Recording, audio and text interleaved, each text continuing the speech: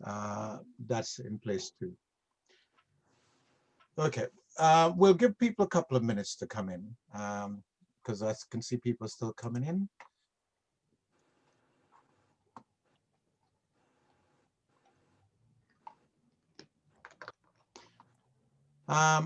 Can I ask everyone to mute their microphones?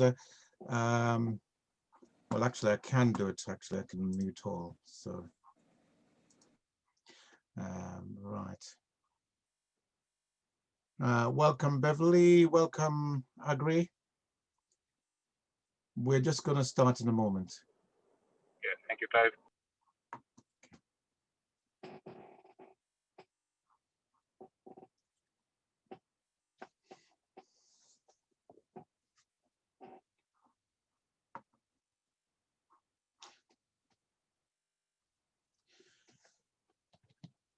Okay, I think people are always going to come in, so I think I'm going to just kick off because we've got a busy schedule ahead of us.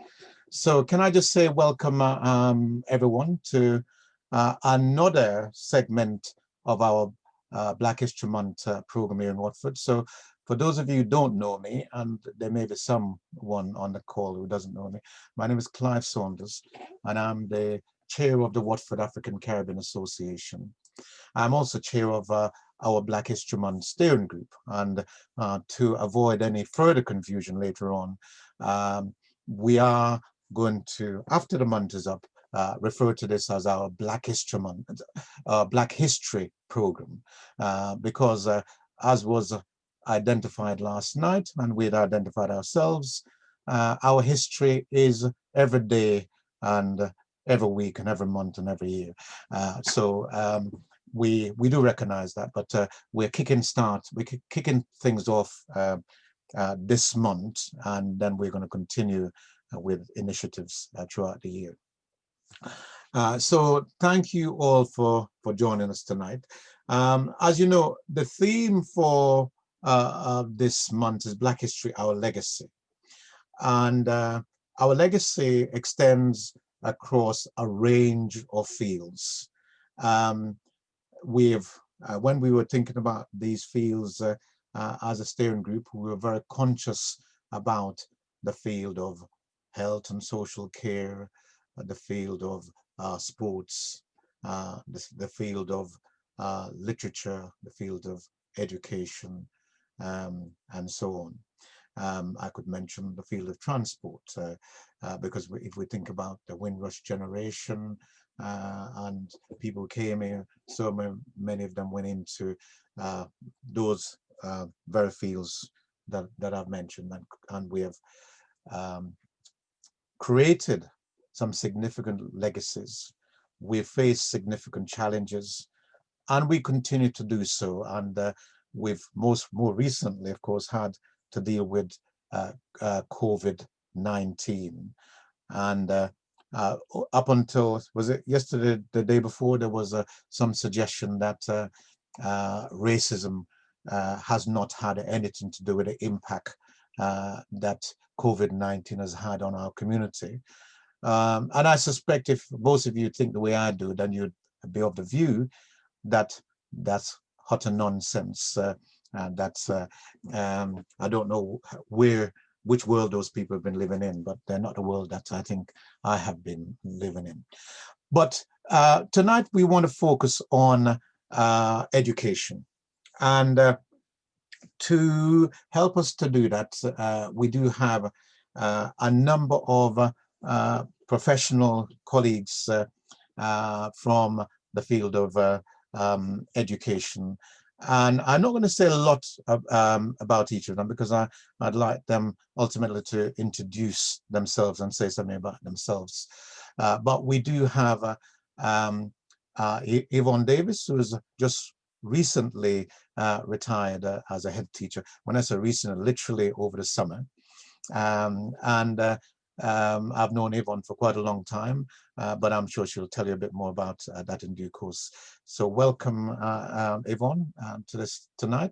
I'm just going across my screen, and I've also got Nicole Gordon. Sorry, bear with me a second. Somebody was calling me about this. Caroline, I'm sure you've got a link.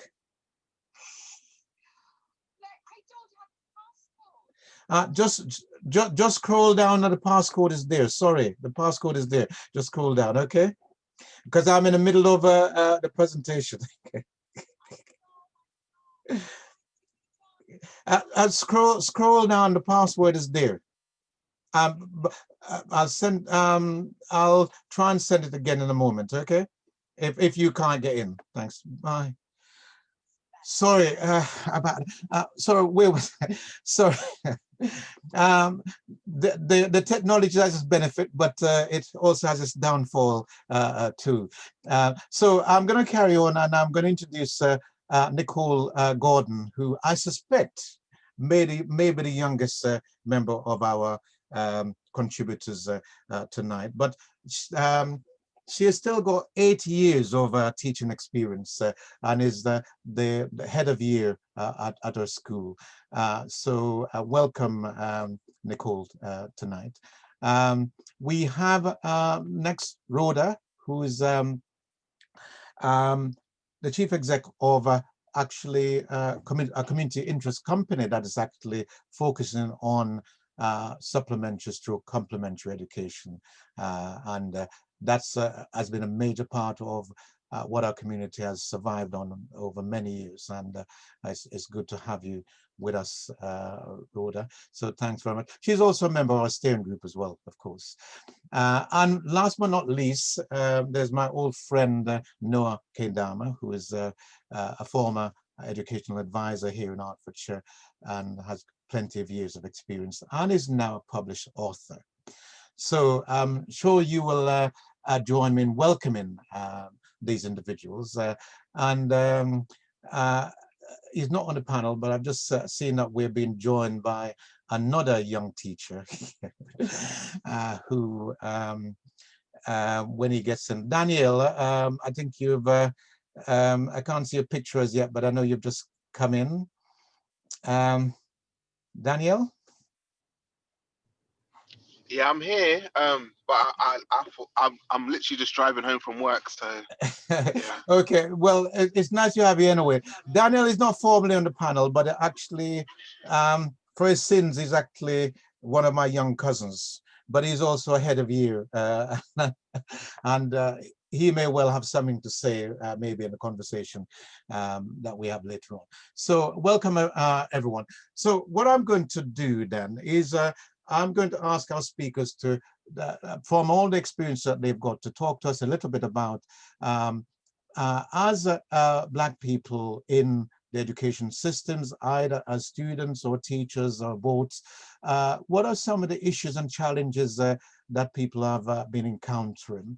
And we're going to focus on that initially, but then we want to try and focus on looking at what are strategies that we need, particularly with COVID-19 in place now, to ensure our continued success as a community in education. So I'm going to start with you, Nicole, because I think we must hear the young voices first. So Nicole.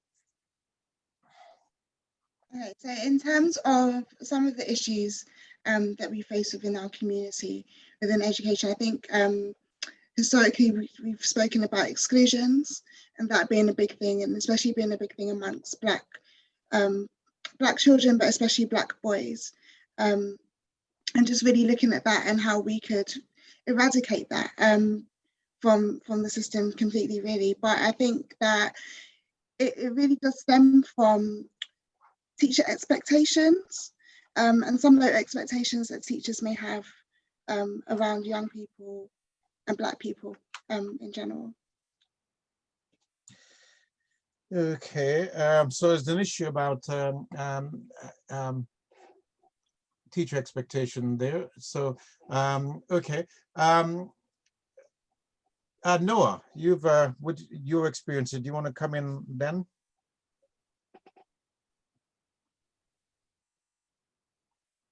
You're muted. Just talking to myself. Yeah. Thank you. Thank you very much once again. Yeah, the issues around achievement and overall life chances for our people are the ones that have already been mentioned. We're talking about issues of exclusions in schools, assessment processes, the teacher expectations is a big one. It has just been mentioned. And also parental support, which is on our list, is one of those things that causes problems. And of course, racism, which is the elephant in the room, and it impacts on the education and achievement of our children in many ways. I must say at the outset that when we talk about education, of course, we are going to talk about our educational settings, the primary schools, secondary schools in the main, but also the other settings as well. And in these, we have, we might sound as though we are criticizing teachers or discussing schools as enemy territories. I would like to take that misconception out, that yes, we are talking about education and the issues that affect the children. And we know that there are wonderful schools and wonderful teachers across the country who are doing a great job for our young people. But however, there's also a fraction of people whose practice does not help our young people. And so when we talk about these and refer to maybe the teachers and so on, we have to put in that context. Now, just to kick off the idea about teacher expectations, I would like to start with an example of my own child. When she was in school, we attended a parents' evening, and the teacher said to her that she was actually addressing me, that she was struggling in science. Now, I turned to her and said, are you struggling in science? And she said, no. And the teacher was a little embarrassed, because then we went to the reports and saw that the child was not actually struggling in science. However, it occurred again later in her education. But you see, it seemed like a simple mistake that the teacher made. But you see, it wasn't a mistake, because that was playing on the stereotypes. So things like teacher expectations are framed within the negative stereotypes that are there in our education system, where some of the members of staff think that the Black children cannot achieve. For some reason, they can't do certain courses, things like maths and any other kind of science-oriented fields. They are not able to do it, and therefore they tend to look down upon these children.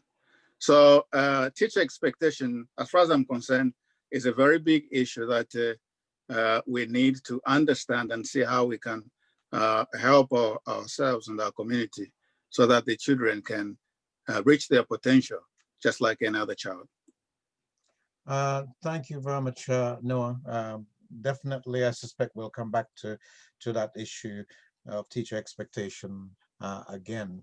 I must admit that one of the things that I was very sort of at the back of my mind when I heard the stories about the recent assessment that were going to be used instead of the examinations because of COVID.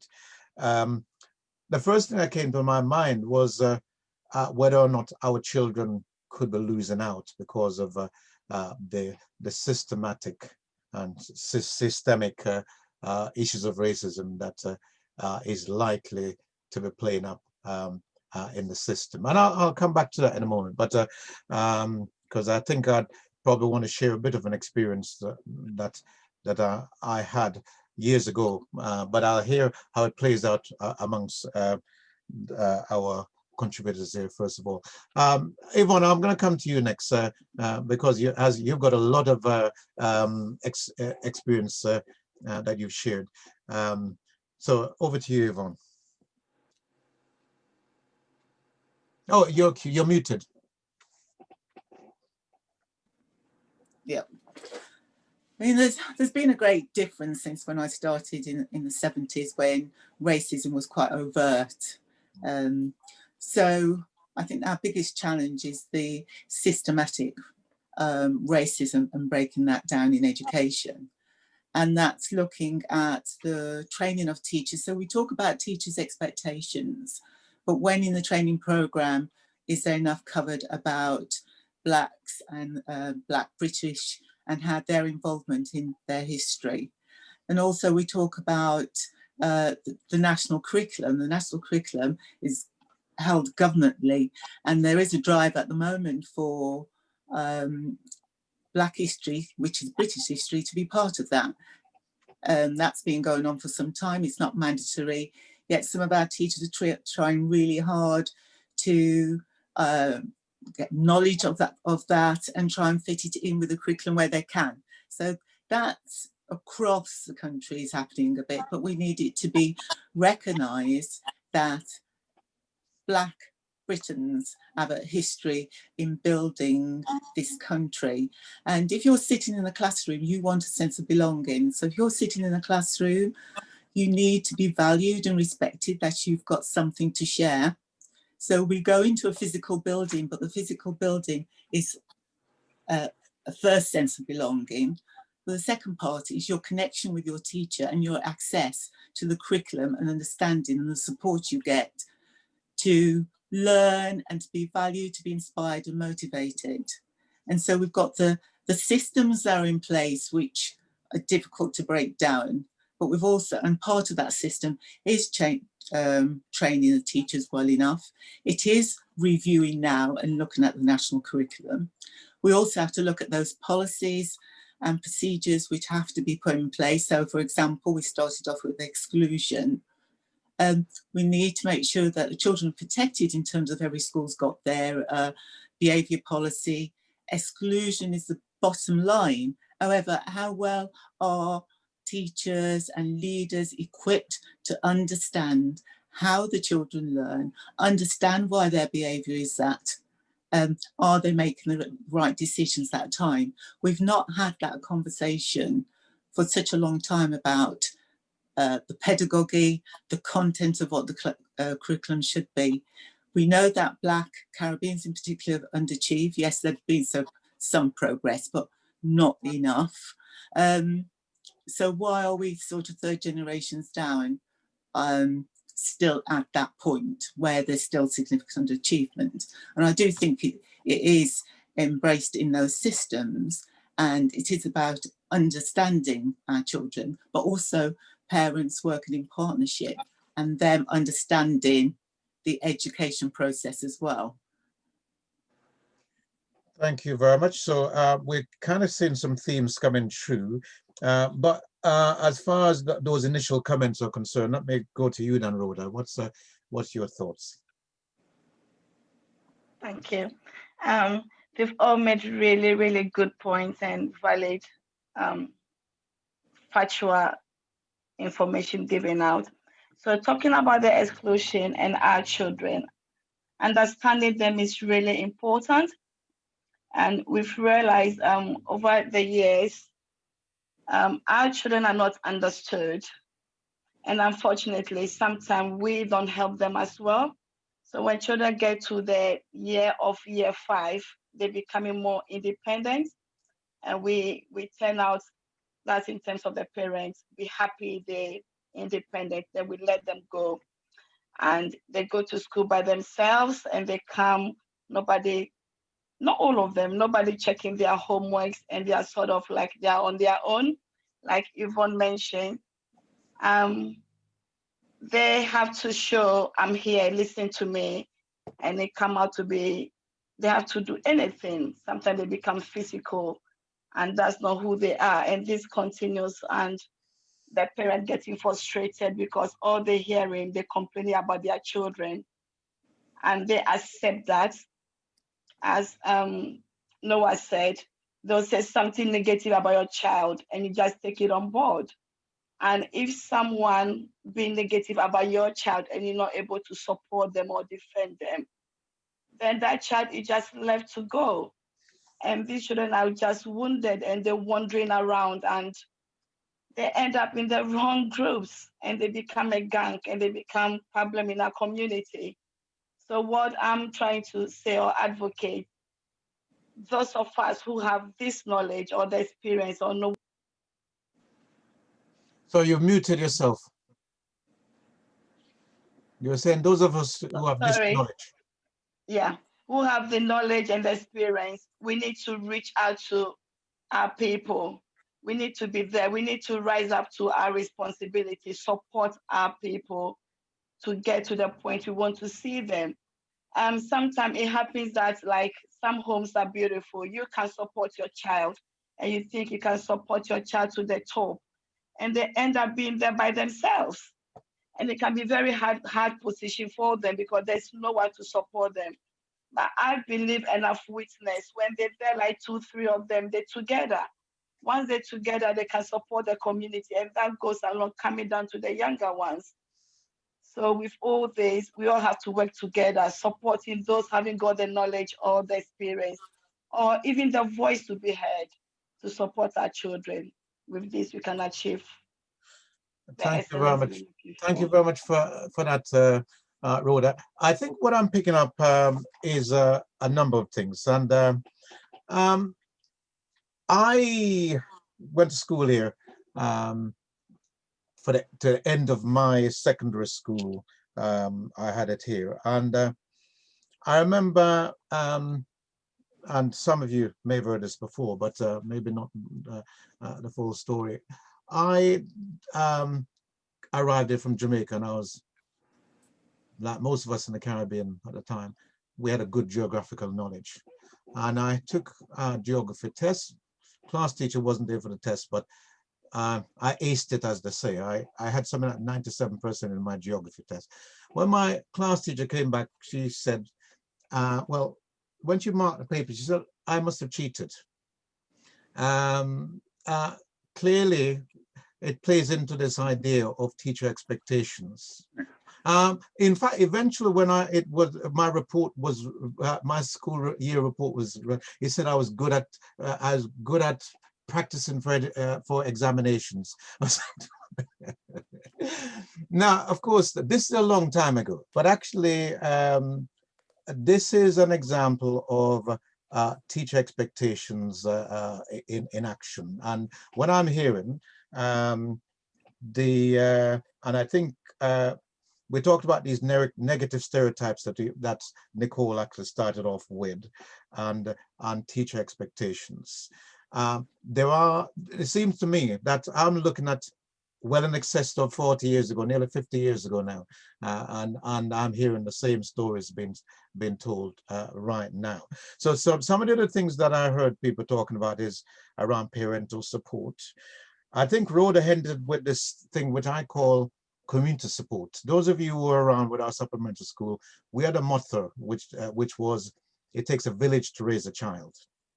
And actually it's about all of us looking at that. But we're going to look at the where we go in future. But I'm hearing that there are teacher expectations, there is exclusions, there's a systemic racism, and there is something about the lack of presence in the history that we're a part of, and that's something I know that Yvonne has been working elsewhere around, and we've been recognizing for a while that we do need to look at that. But Marilyn, do you want to come in and maybe want to find out from other people in the audience what what are some of the issues and challenges beyond what has been said already? And Daniel, who was driving, might have something to say too, as from his experience. So Marilyn. One of the things I haven't yet heard is the role that parents play as well, because let me just put that into context. When my dad found out that they were putting me forward for CSEs and not GCSEs, now of course this was back in the day, I know the names have changed a bit now, he went flying down to the school to argue, because he recognized that because I wanted to go to university, CSEs didn't carry as much weight as GCSE, but I was being funneled down that point. And I also remember coming home one day, opening the front door and just standing there in horror, because I recognized the voice. My dad had invited the head teacher to the house for tea, you know, and so they're having this like little private conversation in the living room. And I was like, oh my goodness, how embarrassing. So I hear everything that's being said. I agree with everything that's been said. And I remember going home and my mum was saying, oh, I didn't get something done. And I said, oh yeah, because it was very noisy in the class and the police were called. And my mum said, and then I'd said something about a friend laughing at me, or, you know, and she said, I'm sorry, I'm not interested in your friends. Your friends can do whatever they like. You're at school to learn, so you will learn.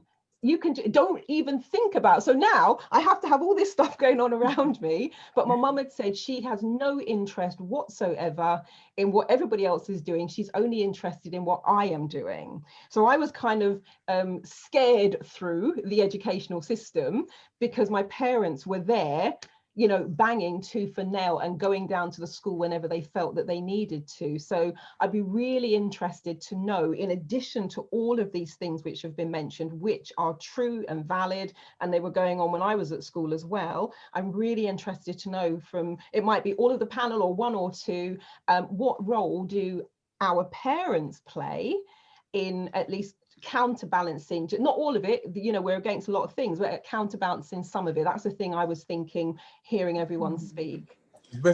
So there's a couple of people who want to come in before we go back to the panel. Pearline and then Caroline, and then I saw you want to come back there, Yvonne, so we'll then come to you and then what else. So Pearline first. Clive, exactly what Marilyn said, I was sitting here thinking.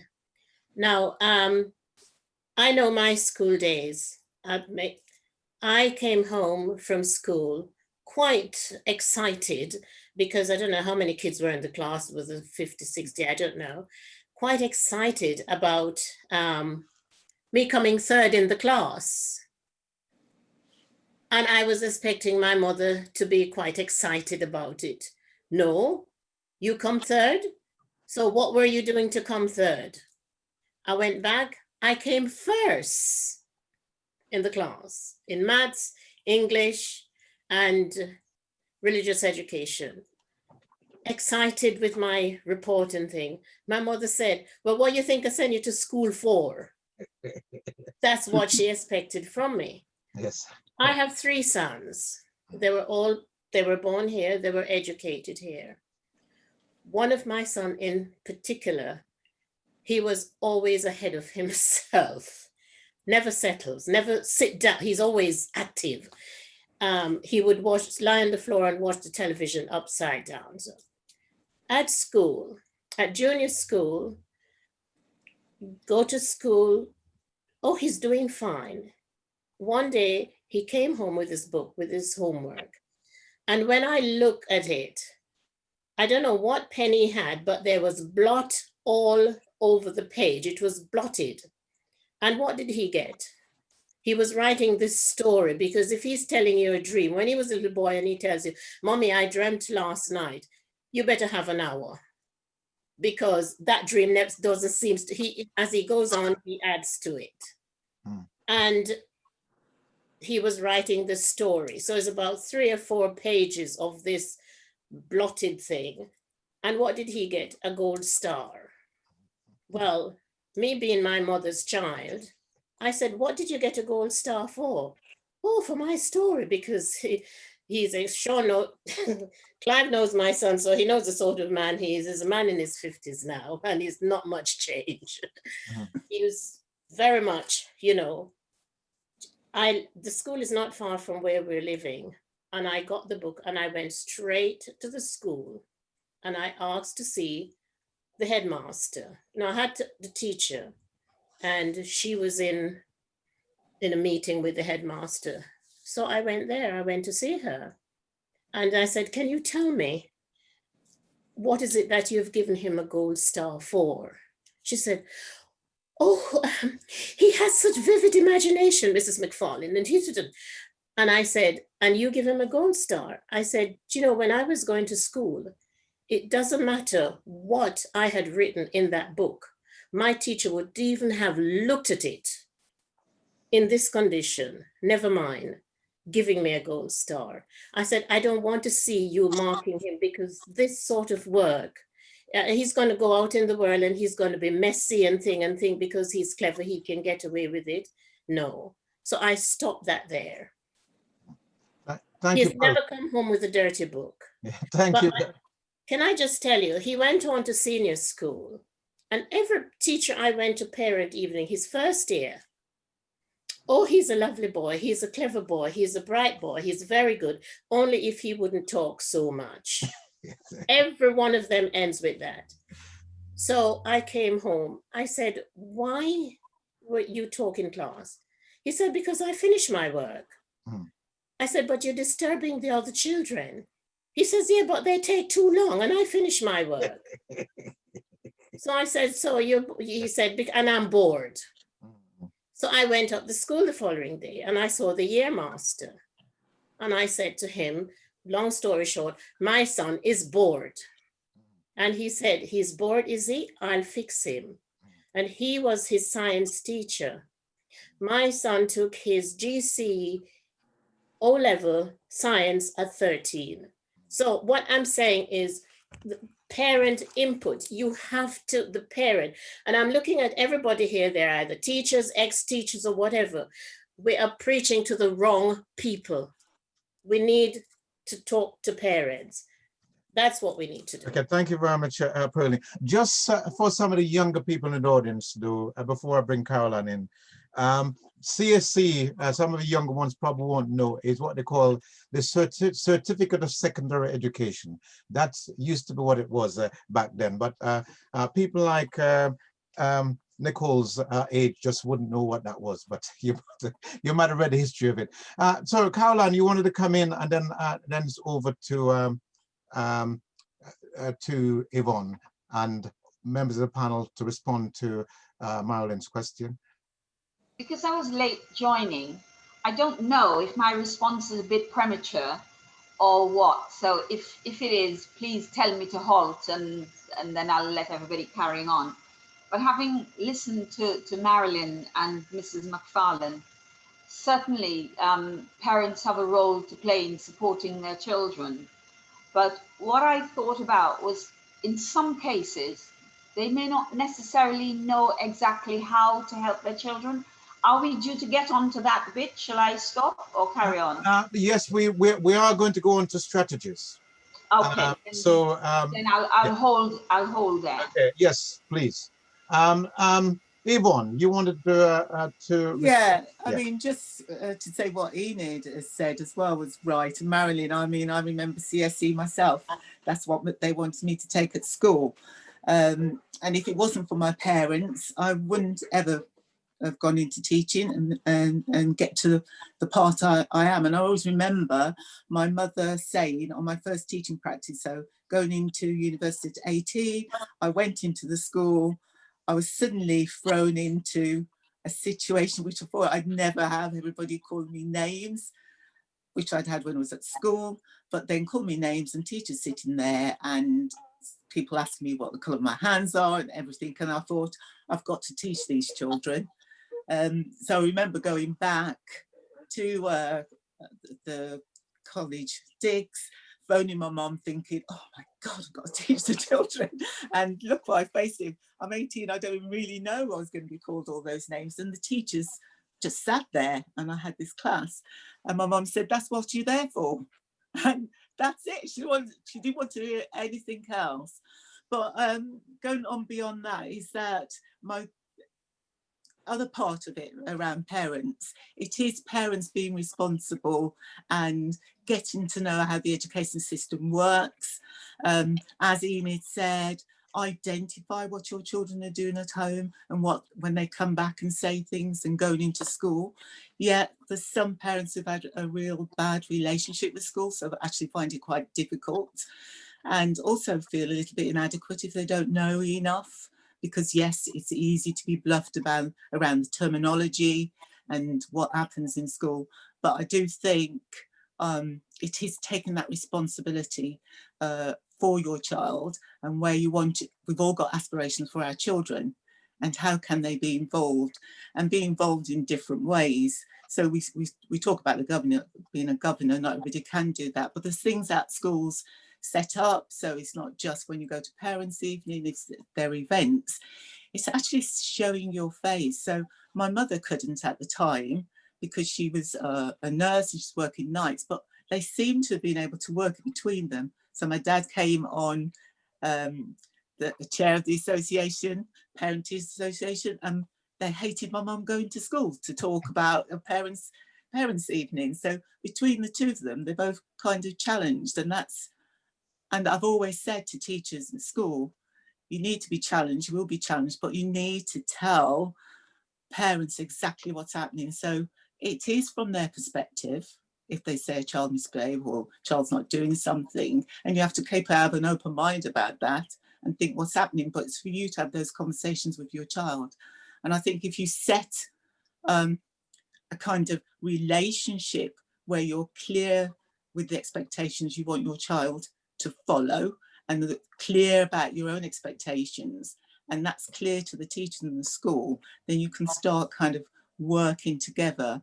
But I really think parents need to be involved. They cannot send their child there at any school and then just, oh, I'll turn up a parents' evening now and again.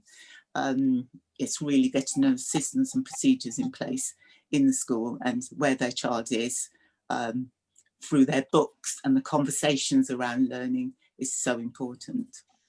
Thank you, Yvonne. Nicole, you are very much one of the current people in the system.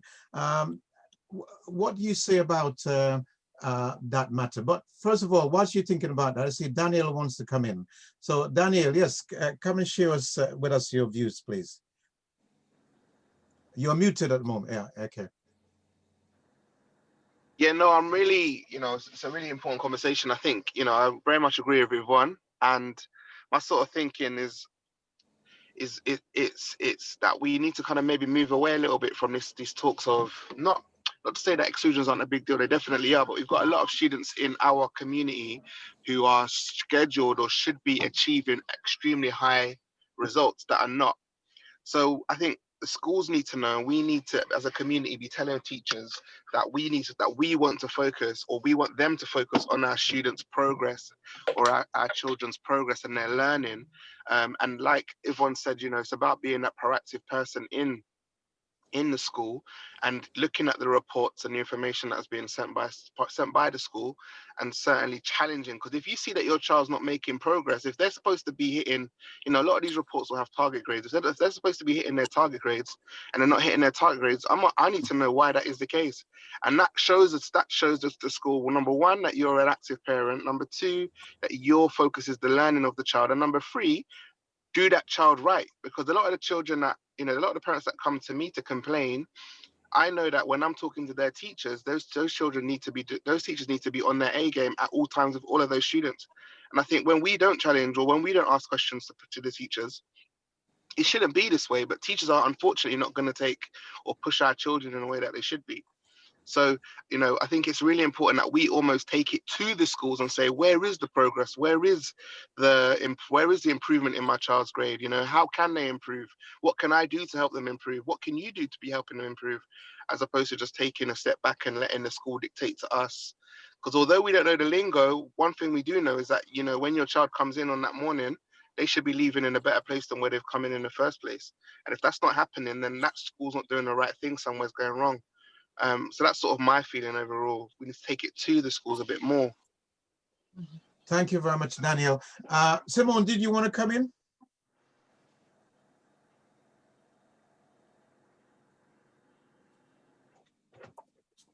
Simone, you're still there? If you are, you're muted. I can't see you. You mean Nicole, by the way? Sorry, Nicole, sorry. Sorry. Nicole, sorry. Nicole, sorry. That's okay. Sorry about that. Yeah, I think I agree with everyone really, just in terms of the fact that parents do need to take active participation within their children's education. I think a lot of it is around, you know, I know we say that we don't know the lingo and things, but actually I think we should be getting to know the lingo to then, you know, actively say these are the buzzwords. You know, what is their attainment? Are they not meeting that? Why not? You know, just as Daniel said.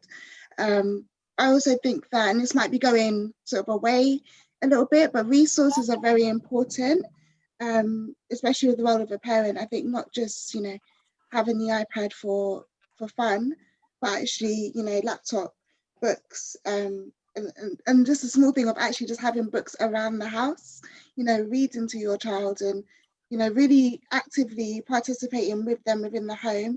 I think COVID-19 is sort of, well, should have helped with that active participation in terms of parenting, learning, and also allowing that parent to really explore the field of teaching their child, having to do that through home learning. I think that's been a big, you know, sort of tell sign in terms of what's really going on in the home and the role that the parent has with their child within the community. You know, we are seeing that, well, I have seen in terms of my role and the conversations that I've had with parents, some of my parents from the Black community haven't. The only thing that they really ask me is, how is my child doing? And then as soon as you hear fine, as soon as they hear fine, there isn't any more conversation around that. Or actually, what does fine mean? You know, it's fine that they got a 3 in their maths grades and that was enough to just pass, or it's fine, actually no, they're meeting the 7 that they should be meeting or even exceeding. And I think that a lot of parents at the moment are just sort of settled on, you know, it's okay level, and it shouldn't really be that. I think the role of a teacher is to really push your child, stretch your child. We're here to create you know, game changers or world changers, as we say, but if we're not stretching them in terms of how they should be stretched as parents as well as teachers, then, you know, we're only just going to get the mediocre performance from them, and I don't think that's what we need. Thank you very much, Nicole. Noah, I saw you sort of nodding at some points there, and I know you made reference to this issue of parental support as well as I know Rhoda made this point too. Do either one of you want to add anything more? Yeah, I can just make a few comments. In fact, I agree with much of what has already been said.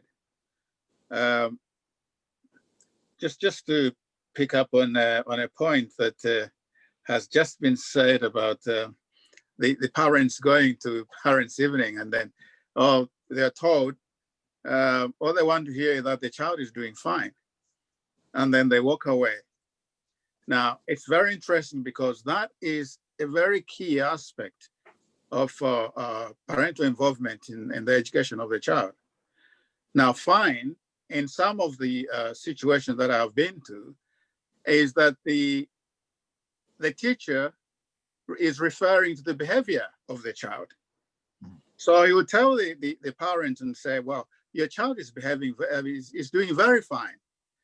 Now, a couple of years down the road, the parent comes back to me and asks and says, my child was doing very well when he first came to school, but then he's not doing very well. So I said, what have they been telling you since then? And he would say, well, they would say the child was doing fine. Were you looking at the reports? No. Were you looking at the books? No. So then when someone says to you that your child is doing okay, you have to understand what exactly they mean. For you as a parent, for me as a parent, if you're telling me my child is doing fine, it means that the child is making progress academically. If there's no academic progress, the child is not doing fine. Yes, behavior is part of it, but it's important for us to manage both the academic aspects of the child's progress and the behavioral progress. Now, the other point that I can mention here is that the parent is a very key aspect of any progress for the child.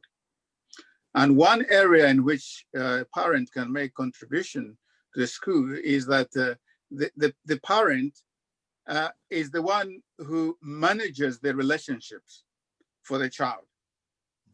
When something goes on in the school, the parent, as we have heard, should be there to try and understand, to help both the school and the child to understand and narrow that distance so that they work together for the child to achieve his or her potential.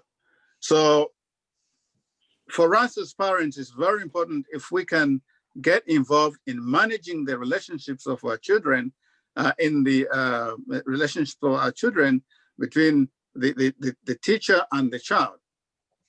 Quite often when we come to exclusions, maybe we'll raise the point again, is that we know the issues have been there for some time, and you know where they are leading to. If the parent does not come in there and realize that he's getting so many complaints about a child at school, and then taking appropriate action to try and find out exactly what's happening, then we will lose the child in the end. So don't get surprised if the child is excluded, because you should be following the steps as the complaints come from the school.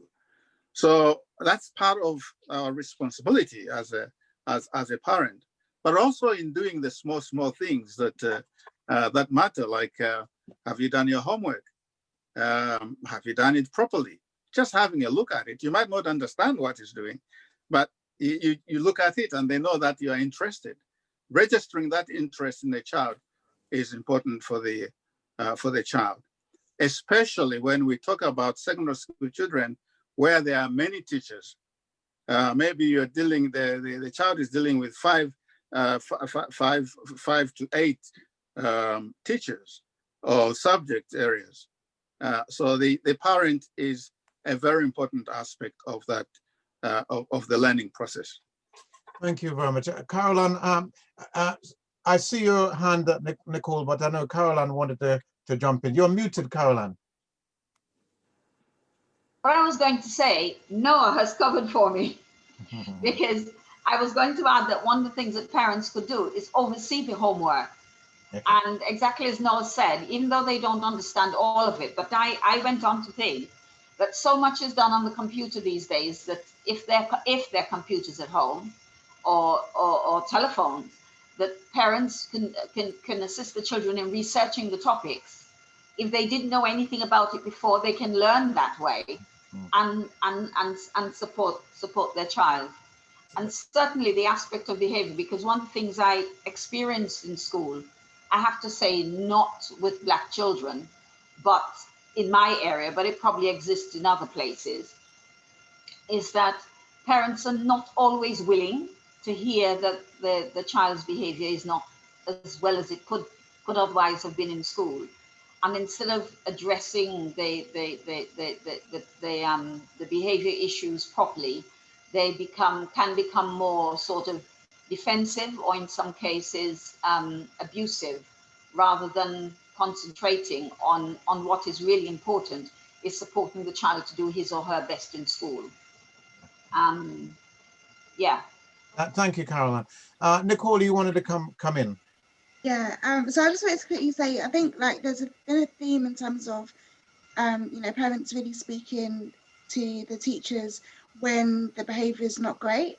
I think that sort of needs to stop really, and it needs to start from building that healthy relationship with the teachers beforehand. So all of us have either worked in education or are still in education. I think we've all got those annoying parents who, you know, might email us on a regular basis. You know, how are you? How's this going? How is, you know, this lesson going? I think that as a community, we need to start doing a lot more So then when it gets to the behavioural conversations or the complaints from the teachers, you can say, okay, well, we've had these conversations, and Yeah. as a strategist in terms of teaching, what are you doing to make sure that the behaviour isn't getting to this point from the conversations that we have? I think there needs to be a lot more healthy relationships with schools, with parents, and with teachers. Thank you very much, Nicole. Yes, Yvonne, you wanted to come back in. Yeah, I think with behaviour, it does go back as well that you set the expectations with your child of what you expect them to be in how to behave at school, and also be aware of the behaviour policy. I think behaviour is a lot more complex than it has been before, with an increase in the number of children who've got autism or pathological avoidance, and trying to unsift that, whether their behaviour is related to special needs in that sense, or is it that they're bored in class or disrespectful. So there's a lot of, just over the past couple of years, trying to underpin some of those things to get underneath it when you've got young ones whose behaviours you've never seen before, which has been quite concerning for me. And we are talking about Black young ones who on entry, whose behaviour is quite questionable, and whether there's something particularly wrong, whether they are autistic, whether they need to see a paediatrician, which takes a long time as well. So you've got that aspect on behaviour. And you've also got the older ones like that. So even for me, recently I had one who, again, has been recently diagnosed with autism, but actually I do think, as his parent thought, if he was not in our school, he would have been excluded. It was that point where, as going on to year 7, he would definitely be excluded for some of the things he would have done, and he probably would have been a permanent exclusion. So, you know, you've got that where it is just behaviour in terms of being bored or not being able to control themselves with their peers or in the classroom, but you've also got the other aspect of behaviour that schools are now dealing with even more so. Okay. Thank you very much. Rhoda, I'm conscious that you said you had to leave by a certain time. You also mentioned thing about parental support. But so I'm going to bring you in. But the thing that crosses my mind, when we were operating our supplementary school, there were times when I had to ask myself, who was actually the parent as far as this child was concerned? Because I'd hear parents would say, well, actually, a child didn't come to supplementary school today because they didn't want to. And this is primary age children. I think if I think back in the day, how would you dare tell your parents, well, I don't want to, you know? And but I think there is an issue. There are some challenges around the things that we can do. But actually, I think sometimes some of it's about firm parenting in relation to the things that are important. If a child said that they wanted a Nike shoes, you'd probably go and buy it, even though you could do something else with your money. So I think there is something that we have to think about. And maybe when we think about the strategies, there are some issues around how do we support parents to begin to start thinking, first and foremost, what does being a parent mean? Because, you know, that village, you as an individual parent didn't need to think all about this because you had all these other people around that was thinking about this too. But here, when you're in this kind of that's your small unit, you don't have that same support around you. So it's about trying to get it right yourself. But Rhoda, did you want to come in? Yeah, thank you. Listening to everybody is great when parents can actually talk and their voice can be listened to. But how about these parents who doesn't even understand the culture, or who doesn't know what's happening? What happens to them? So some parents just go for this PTA and everything they say, they say, yeah, thank you, and they're gone. They don't understand what's happening. Mm-hmm. They don't know what their child is going through. And the child is frustrated because parents they can't support them. So this is where I'm thinking community comes in. their parents actually need to be educated. I've got children in this supplementary school. They come and they bring their children. All they hear from the teachers is negative reports. And I said, go back to the teachers and ask them, what is my child good at? Every child has some goodness in them. Ask them, and they'll tell you one or two things. And try your best, be bold and say, can we build on that? So I have a child whose teachers keep going. He wants to be an adult, he wants to be listened to, he wants to be in the lead. And I said, that's not a bad thing. So tell the teacher to challenge that child, like Auntie was saying about the son. Challenge the child in that context. It put them in their place. They don't become bored and they feel important. But sometimes we parents don't actually know what to do. So all they listening to, they just go on with it. And it gets related to these children. And as Clive is saying, children sometimes say, I don't want to come for tuition. I don't want to come out. All they want to do is football. Where is the parents there? Who is in the lead? We need to try our best and know how to prioritize what we need. Like buy that Nike, working the extra shift to buy the expensive clothing for the children. It's not really important. Our children need us. They want us to be there. Sometimes going to the park with them and speaking to them and just kicking this ball around. They love that more than looking them in their designer clothing that we work so many shifts for. The parents sometimes need to be educated so we can bring everything together. Thank you. Thank you very much. Marilyn? Wow, yes, I think, some fantastic ideas shared. And I think what many have also been describing, back in the day, when I was like 18, I did A-level psychology. And I remember being particularly struck with many of the experiments that were going on around those times. And we were looking at from the 50s, 60s and 70s. And one of those experiments, I guess it is kind of summarized as a Pygmalion effect. There was one particular study where two sets of teachers were told at the beginning of what we would call term. This was out in America. One teacher was told, good luck. It's a really rubbish, bad class. The other teacher was told, oh, you have the cream of the crop. Now, then they assessed the results at the end of that term. Turns out the one who was told they have terrible children, they were actually the best children in the school, but lo and behold, their results went down. The ones who were the cream of the crop, allegedly, they were the worst children in the school. Their results went up.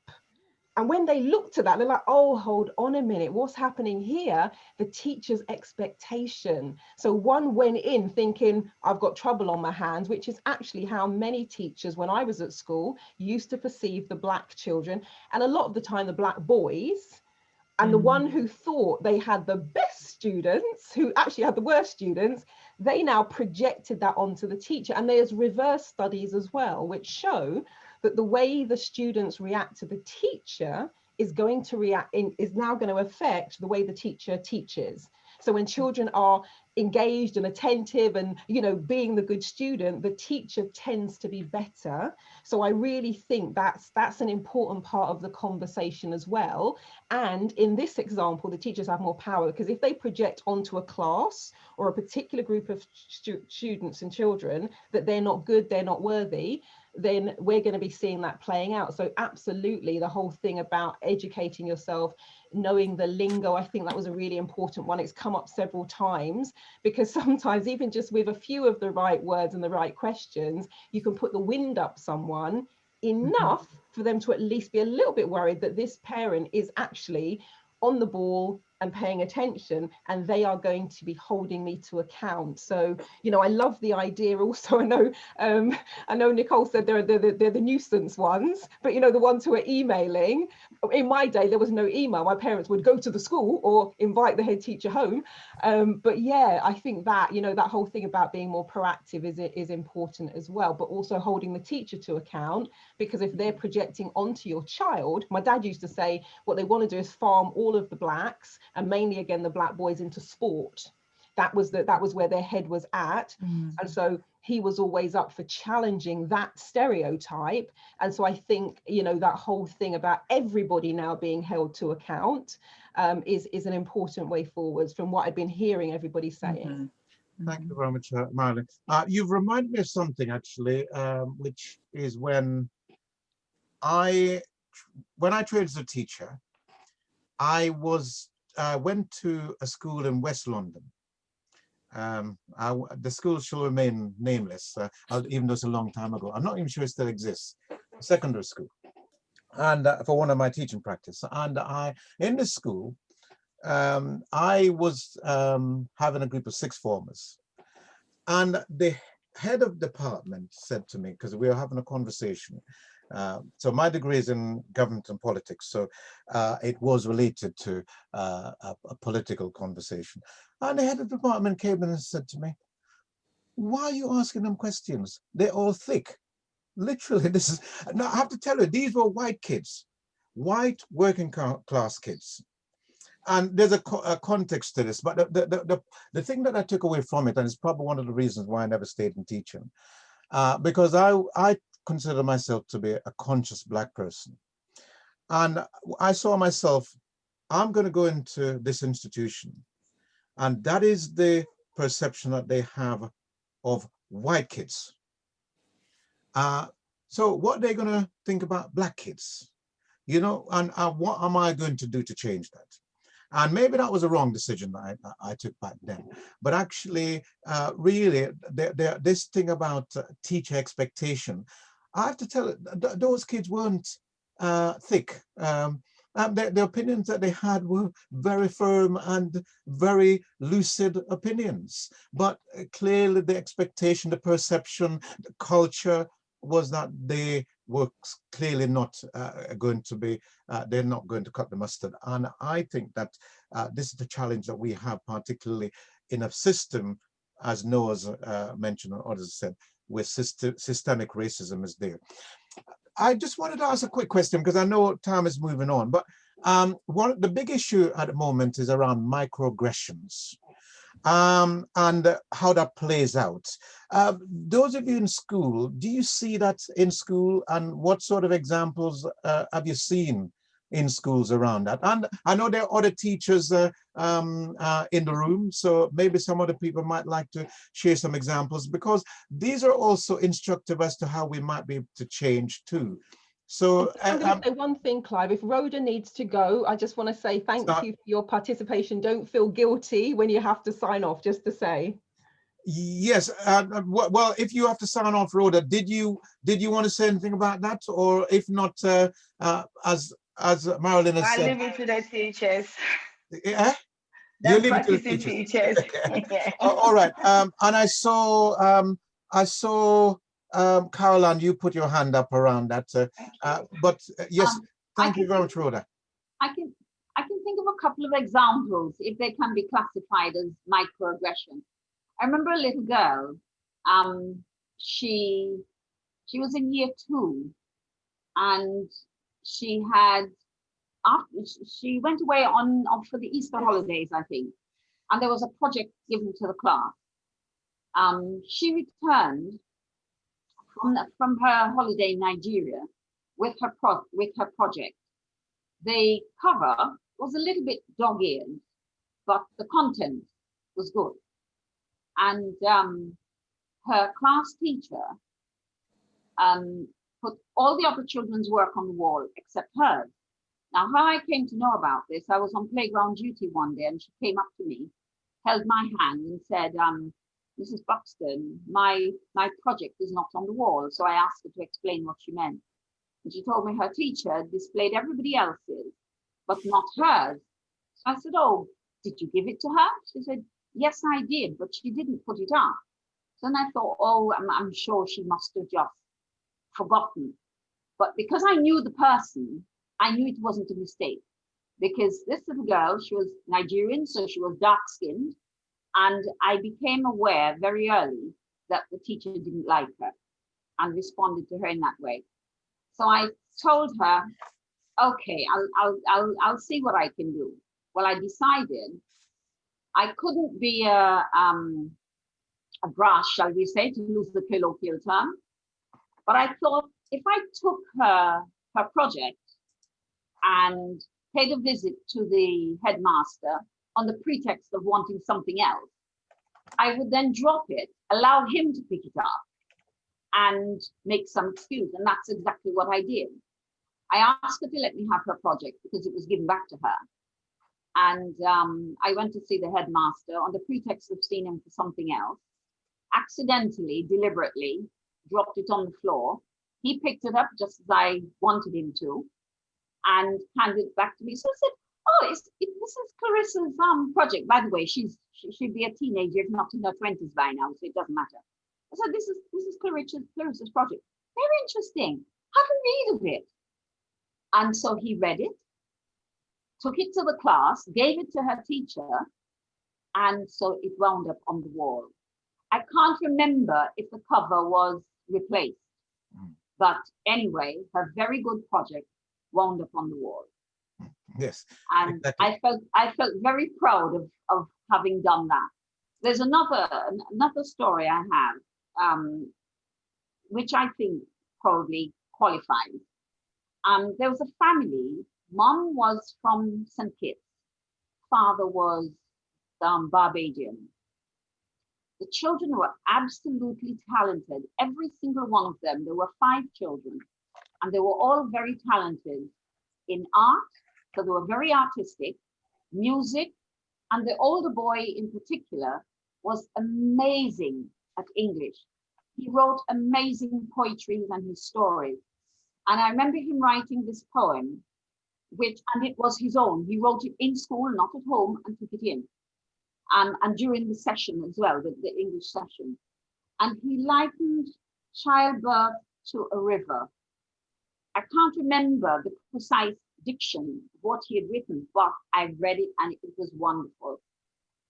And his teacher said to me at the time, she said, oh, that's the most awful poem, thinking about the woman's womb.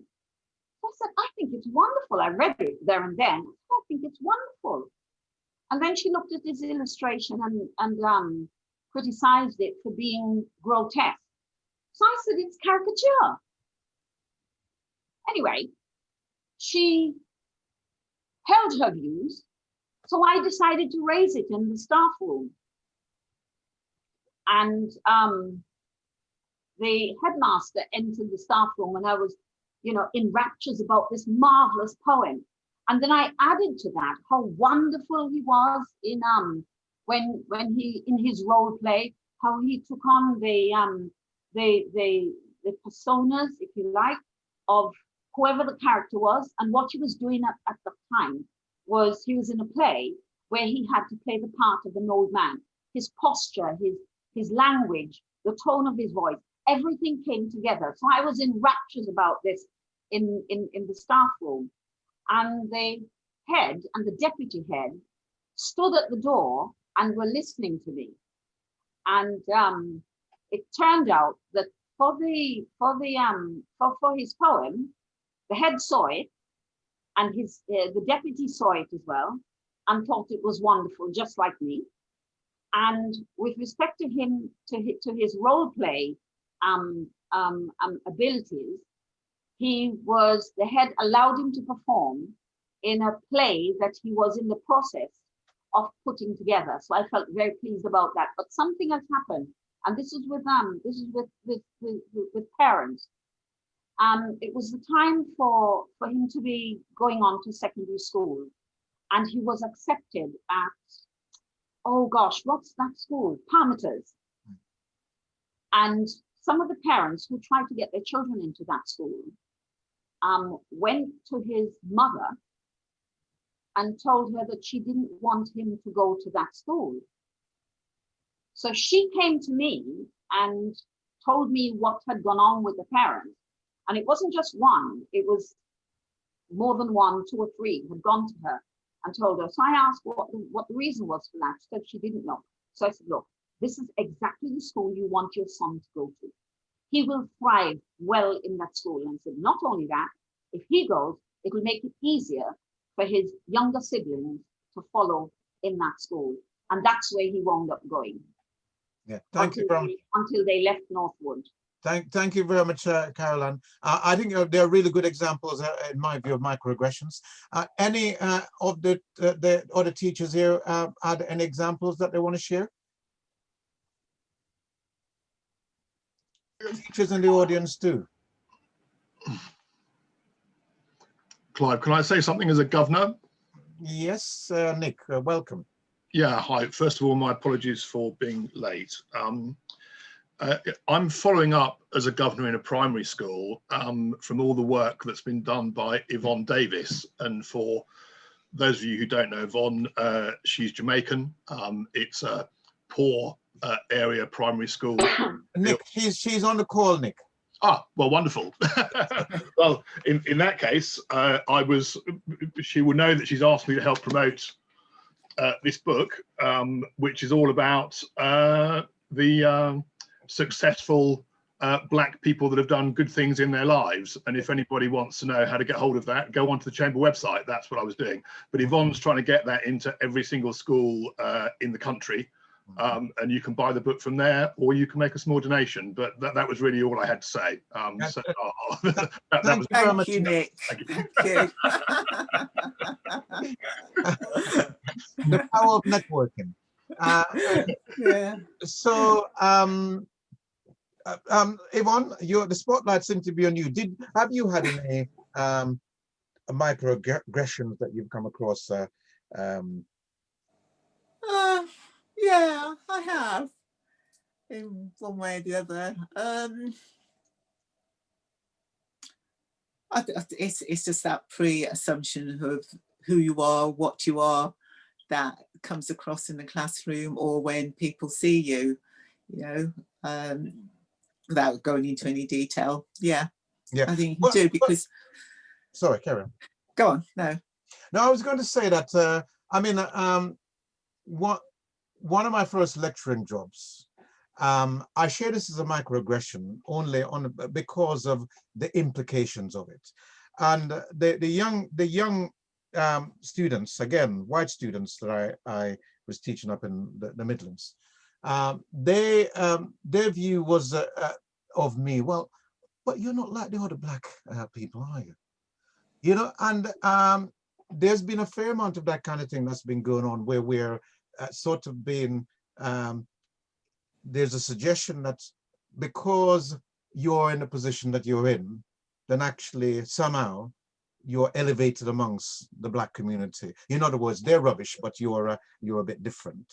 And to me, that is another example of, it's unconscious, because they didn't realize what it is that they were doing, but they picked up their perception of us from the media, and we're all rubbish. But you're not quite like the media image. In other words, they're not actually accepting that we have all the talents as like anybody else, but actually, so you're a bit different. So your skin might be Black, but you're clearly not like the others. And to me, it's a bit like saying that, I am somehow not a part of my community, and I am a part of my community. Mm-hmm. Nicole, I saw you smiling. Did you want to come in on something around that sort of thing? So it does still happen in schools now. Some of my kids have experienced it. So I think also with the unconscious bias that you briefly mentioned there, Clive, that I've got, so some of my girls, my Black girls, get the notion from the teachers of, oh, you're not as aggressive as, some other students that I've previously taught, or within the year group. So it does still happen, and it's really about shaping their mindset and letting them know. I think there's a famous saying that say that when they see us, they can become us. Yes. And I think I'm very privileged to be in my position as head of year and be able to lead them and show them that actually you don't need to be quote unquote aggressive in order to get your point across. But actually, a lot of the time it's not aggression, it's just you being assertive, but teaching them in a way in terms of how they can actually be assertive without being seen as aggressive. That makes sense. So yeah, it does still happen, unfortunately. Only thing I would say about that, Nicole, is that actually sometimes you can be quietly assertive, but that it's still perceived as being aggressive because actually it's you. So I think it's something that we have to seek to get around. But I think, bear in mind where we are at in time, Marilyn, I think it might be helpful for us to look at ultimately, these are realities that we have to deal with. But in the context of moving forward and seeking to create a situation where our young people, particularly as they're the future, are going to achieve the very best that they can, what are the kind of strategies there? Maybe if you could each think of one or two things that either young people could do or parents could do that is actually going to help us to kind of bridge that gap that currently exists between our talent and our performance. Because actually we have the talent, but we're not necessarily performing. So we need to address the reason why that is. Who wants to kick off with some ideas about, and welcome ideas from the floor too. And one of the things that I would say from what people have already said, I think has come up, that actually we do have to make sure that we're involved in the decision-making processes. And that means one of the things that we have to seriously consider doing, all of us, is looking at how we can become part of the board of governors of these schools. Okay, so who wants to kick off with one or two ideas? Who wants to start from the panel? All right, Caroline, you want to kick off. So we're now looking at strategies, the kind of things that either parents or children can do that is going to make that difference. Or the third element is the community. So there's a parent, there's a child, a parent, and there's the village. Okay, so I was going to say parents. Yeah. Yeah. And by nature of that, teachers as well. Yeah. Could because I'm aware that particularly with mathematics, for example, some parents may not be familiar with some of the methods that are being taught, the strategies that you use. So perhaps it would be a good idea to encourage those of us who are teachers here, encourage parents to approach them to find out the methods that are being used, the strategies for mathematics, teaching writing, that kind of thing, spelling strategies, so that they can support their children at home. Yes, there are some parents who will not be interested, and I've come across those, and you may not necessarily may or may not win them over, but most parents have their child's interests or children's interests at heart. And maybe that's one of the things that could be done in order to support them. As for the other thing that, I mean, we did when we were the Watford African Caribbean Association, the school, the Saturday school, where we supported the children. Unfortunately, numbers dwindled and other things came into play, which sort of brought that to a halt, which is unfortunate. But that's the other thing too, maybe form groups to support each other. But I think by approaching the teacher for help, that can be a tremendous help. And the other thing I'd like to say, I think image, and I touched on this last night, seeing children seeing themselves reflected in what's being taught, the history.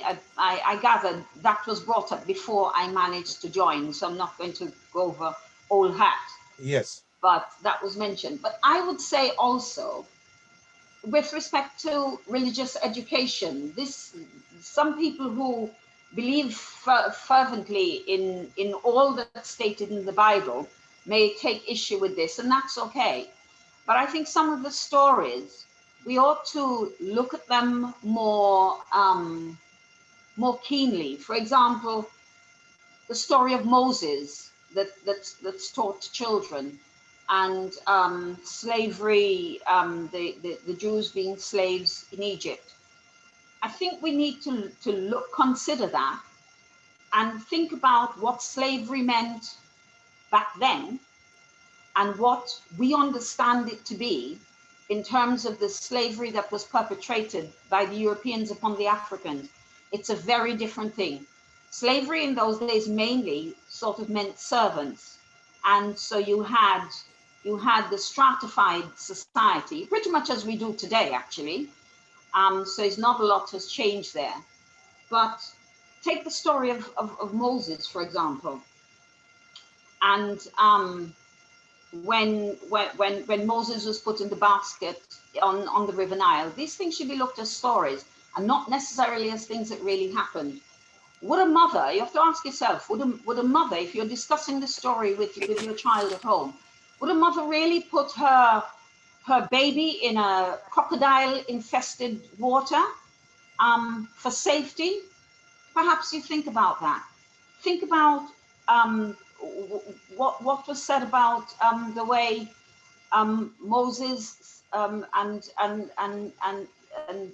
was, sorry, the slave, so-called slave, was beaten by the Egyptians.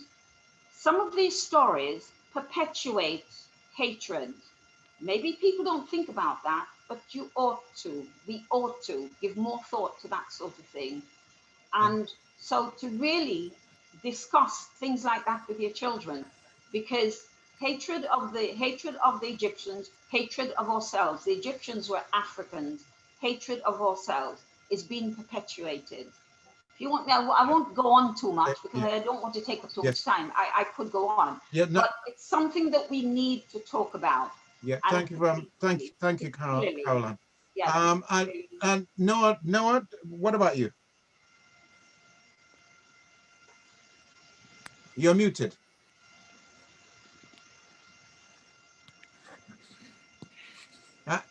So no, you're still muted. Yeah. Oh, thank you. I was just saying a couple of things from me. And the first thing is that whilst I still have the floor, you asked me about the book. That's the book. And if people type in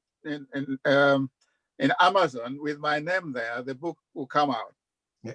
Okay. And do you want to put a title in our chat, Noah, if you can, because it may be that people, Noah is a writer.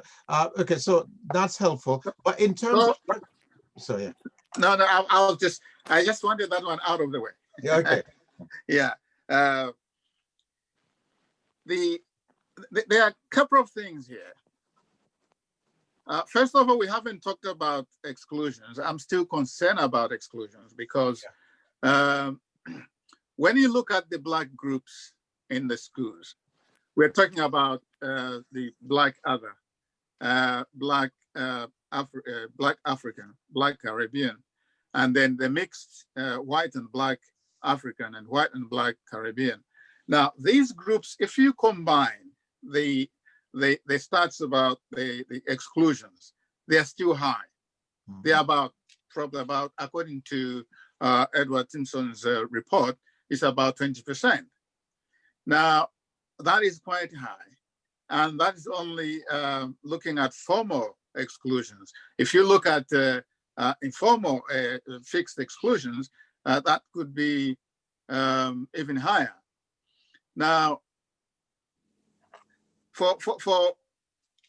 there are a lot of things that could be discussed around that, but all I can say is that for the parents whose children may be going through a series of exclusions in school, they should make sure that when a child is excluded from school, there's a record. And that they should also make sure that if a child is excluded for a longer period, the child is not excluded from education, but that child must be provided with a form of learning during the time of exclusion. Maybe the child goes to an alternative setting. They have to make sure that there is provision for that child. Because I think, given the percentage that I've given, a lot of our children are losing out and not achieving their potential because of that. And then the other point is, mindful of time, is that we can all try and promote an inclusive curriculum in the schools, not only for the teachers, but also for the parents. I remember when one of my children was in year 7, I think it was year 7 or year 8, she was asked there was a unit about slavery, and then the teacher asked the class to go and design a poster for selling slaves. And she refused. She told the teacher, "I'm sorry, I'm not going to do this." And then she came home and told us that she had refused to do the poster for selling slavery. And so I followed it up with the school and said I supported my child for not doing that that homework, because it wasn't only demeaning, but it's perpetuating something that that we are opposed to. So all of us, as in all our involvements, we should be helping the schools to promote inclusive curriculum, where the children can see themselves in the curriculum, either in the posters in the school, and also if there is something that we feel is not good for our community, we should challenge it. So there are a lot of other things that we can say, but I'll just like to mention those and leave the time to other people. Thank you very much, Noah. We'll come back to that. Yvonne, did you want to? Yeah. Yeah.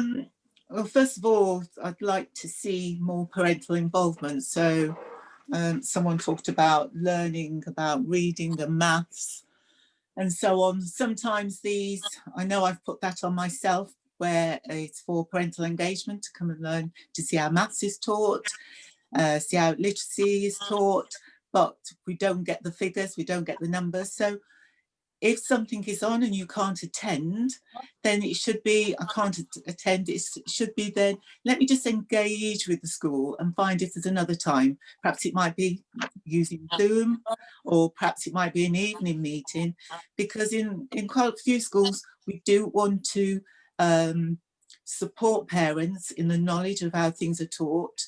I mean, how I was taught maths in my early days, we're not taught maths now. So you can just understand the problem around that, being able to support your child. So we need that partnership with the child and the parents and the teacher and the school. We need to, parents need to enable themselves so they know the education system. And one of my dear friends who passed away last year, and actually she is in the 100 Great Black Britons, Dame Jocelyn Barrow, when she came here to this country in 1959, she was a teacher and she was faced with discrimination. And she also felt the discrimination of those parents and children. And one of the things she did set up was each one teach one. And that was to educate the parents. And that's what you've got to do. You've got to feel confident and comfortable to go in and do the challenge that we're talking about for your child. So more knowledge is just so more important. Just the same as many of us are trying to pick up on our history because we were never taught it. So we're trying to learn as much as we can.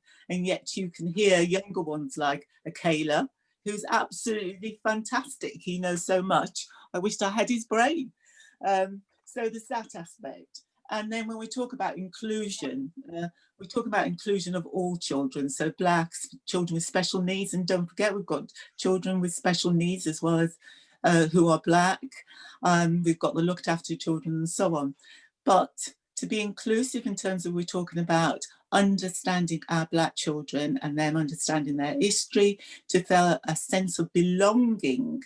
We can have that short-term curriculum, but we need to have a long-term one. And a long-term is about, it should be mandatory, because you cannot guarantee and you cannot force a school to be inclusive in terms of the curriculum they deliver. And we must note that actually it is quite sensitive delivering the Black curriculum in the sense of British history. It needs to be put over in a way that, oh no, you know, suddenly the white man didn't come and civilize us. Africa was so enriched, the civilization of Africa, that should be the starting point of what was Africa like, and the different continents, and how enriched it was, and where are the jewels and the statues and things now in some of our museums, apart from the slavery. So to do that, like any curriculum, you do need the resource in the schools, you do need to train the teachers, and the teachers having the time to reflect and have those discussions so that they are comfortable and confident to have those discussions with their peers, because otherwise sometimes that teaching approach can actually make you feel worse. And what we want our children to be, we want our children to have that cultural esteem, to aspire and be aspired to be policymakers themselves. And the only way is that it's delivered in the right way. So at the moment, we do have authorities who are working. So Hackney have just come out with their curriculum. We've got the Black Curriculum Foundation who are trying to work with the government and other foundation groups for it to be reviewed, because the review last year, Ofsted was saying that actually there's enough flexibility for teachers to put Black history into the curriculum. And I'm not doubting some of that, but we want that to be mandatory so that we've got that timeline across it, that's delivered properly, and all the key factors are in there. And that's when our children will be feel valued and respected. And that's so important. You sitting in a class and you feel that some of your history is being talked about, you can talk to your peer. It's just amazing. And whilst Nick earlier on introduced them to Great Black Britons, that's one of the things I really did like about the book, because it is readable and it is the contributions that Black Britons have put into society and made a difference. Not only the advancement of Blacks, but changed some of the society here. So it's our historical forefathers, but some of our young ones now, we've never really celebrated some of the Britons, some of the Americans, but to actually realise, and I think somebody said here, and certainly during Black History Month this month, which has been absolutely exceptional, we've got some really good achievers, and we don't hear some of the positiveness that we've heard this month. It's mainly negative, and actually anybody, whether you're white or Black, could end up thinking, well, is there anything good with that particular group? But what I've seen, there's some things come from Liverpool, Manchester, Bristol. It's been wonderful. And my question is next time is what happens at the end of this month? Because yes, the curriculum, all those things should carry on. But yeah, I mean, if parents can get themselves involved, and it might be a parent group, some schools or a parent going into school say, can we organise a parent group? You can facilitate it if you wish to, because you'll learn from my conversation. But these are the things we want to explore about what happens in a school. And as I said, we'll go back to, if it wasn't for my parents, I would not be where, I would not have gone through the career that I had. So it was them, it wasn't the teachers. And I always pick up what David Lammy said to a conference. They asked about him having just been with his mom, and he's done so well. And he said, do you know what? I don't know why children don't just sit there. I say to children sometimes, take everything out of their brain, even if it's boring, because that's what you want. Your teachers have got that. And in some respect, we do also need to tell them, you're there to educate yourself to get as many opportunities as possible. It might be boring. Share it with me, what can I do? But you're there to learn. Thank you very much, Yvonne. Nicole, and probably Daniel, who I know is on the call too. COVID-19, of course, has made a difference to the educational arrangement that we're having. And I know you're both practicing teachers now. Have you picked up anything from that, this pandemic and its impact that might be helpful to help parents, young people to continue to perform to their maximum? Anything? Yeah, I think Daniel, yes. I think so. At the moment, there's with the Zoom revolution, Microsoft Teams revolutions. There's quite it's easier than it has been for parents to access tutors, and actually, there's some organisations out there that are, I suppose it kind of maybe goes in the face to an extent, or at least it's a new age version of Saturday School. So there are these opportunities, these online sources now. So there's one I've just put in the chat, which is Black Teachers Tutor, which is a service provided by someone I met through the lockdown period, which is sort of focused in on helping Black students, children in particular, but anyone can access them, to provide them with Black teachers who can then tutor and support those students. So if a parent wanted a Black man to tutor their child, Black boy to tutor him with English or maths or whatever, there are all of these tutors in this group, and we speak quite regularly on different social media platforms. And if a parent becomes available, the service is there for people to access. So that's one thing that parents can definitely be sort of tapping into. And I think whilst, the children they're obviously fantastic with the online stuff, so they can get involved in this organization. And I'm not sure that there is a charge, but it's something that is definitely worth looking into. And that should definitely be able to help parents with trying to support them, or at least make up some of the lost ground that some students might have made whilst away from school. And I think one other thing I've noticed since coming back from the lockdown phase this September is a lot of the girls, because I work in a girls' school, a lot of my students are sort of going through a bit of, there's a lot of mental health challenges that are certainly affecting our students, students of all communities. And I think one thing I would say is, if your child is struggling or is, maybe going through a bit of a crisis in terms of finding school a bit challenging at the moment, schools are very much stretched as far as mental health services go, but do speak to staff at the school. And I say that because at the moment, I feel like a lot of the people that are getting support are coming from the white community, and, they may well need it more than us. I don't know if that's true or not, but don't be afraid to ask the school for support. And again, as we've said a lot of times tonight, hold them accountable, return to them. Is there anything available for my child at this point? Is there anything available for my child? Because there are services that you can access. But I definitely think the Black Teachers Tutor service is one that could be really, really helpful for a lot of our parents. And that's in the chat if anyone wants to look at the website. Thank you, Daniel. Raymond, I know you have got your hand up, but let me just, Simone, did you, sorry, Nichols. Sorry, his sister's name is Simone, and I don't know what's going on here with me and Nicole and Simone. Nicole, did you have yeah, so Daniel's kind of took some of what I was going to say, but that's fine. I think something that is small but still quite big is routines.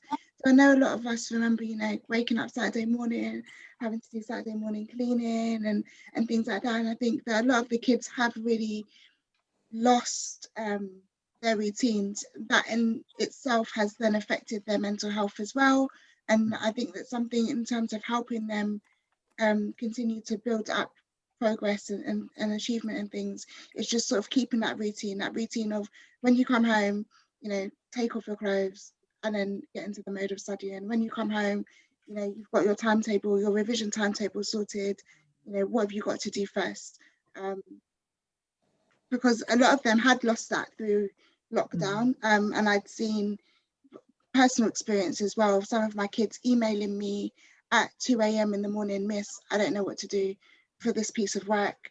And I've just been like, it's 2 o'clock in the morning.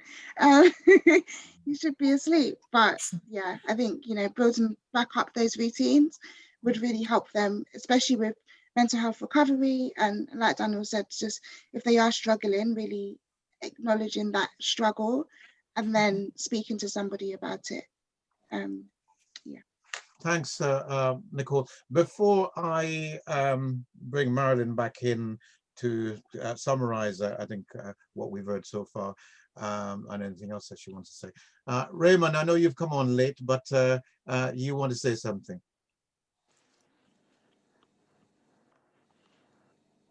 You're muted. Can you hear me now? Yes, I can now, yes. Okay, fantastic. One thing, there are a couple of things. I'm unsure where you're going with the conversation, but Now, certainly one thing that's so piqued. where we're going with the conversation is we're looking at we understand that there are issues within the system. We want our young people to succeed. Education is important. What are the kind of strategies either for parents, communities, young people, teachers, that is going to make that difference? And I think the latter bit of this was around, particularly in the light of COVID.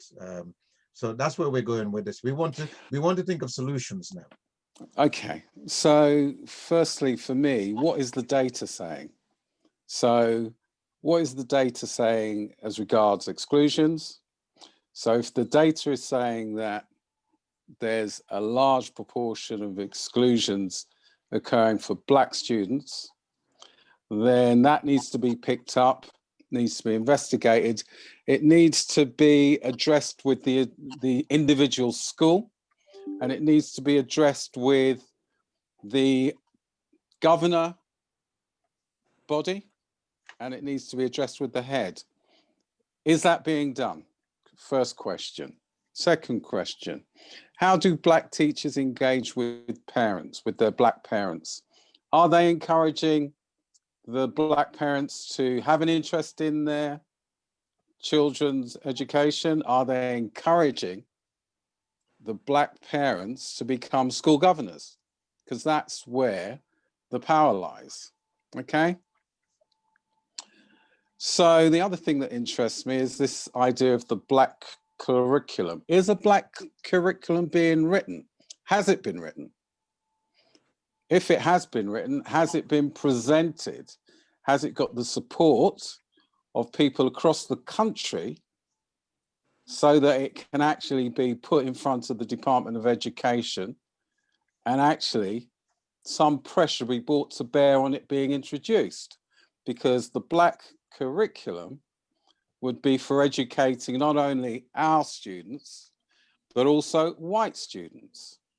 And until and unless somebody does that, then really we're going nowhere with that. So those are the sorts of things that interest me. Yes, published books about Great Black Britons is fantastic.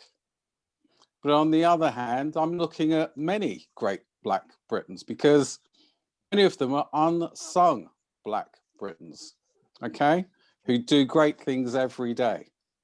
So we need to focus on those sorts of things in our own individual communities.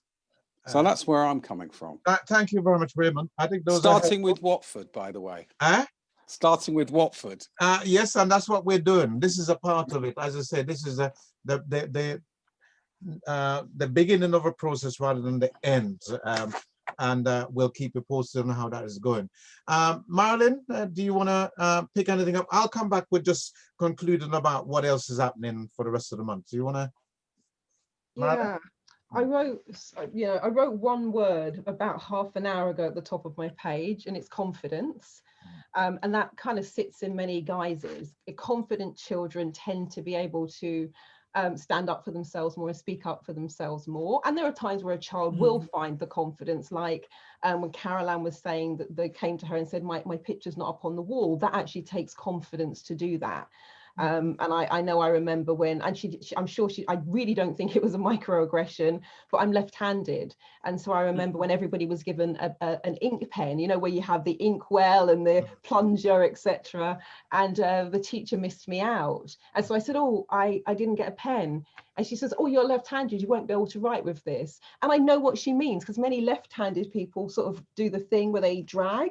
But I'm not, I'm one who just writes, you know, like that. But the reason I write like that and not like that is because of that moment. Because I called her back and I was very shy as a child, but I just remember saying, no, can I have a pen, please? And then I was the one who got the first gold star for the neatest handwriting with an ink pen. So it was just one of those rare moments where I thought, I've got to stand up for myself. Now, I'm not a parent, and that's, don't need to feel sorry for me. I just never felt the urge to have children.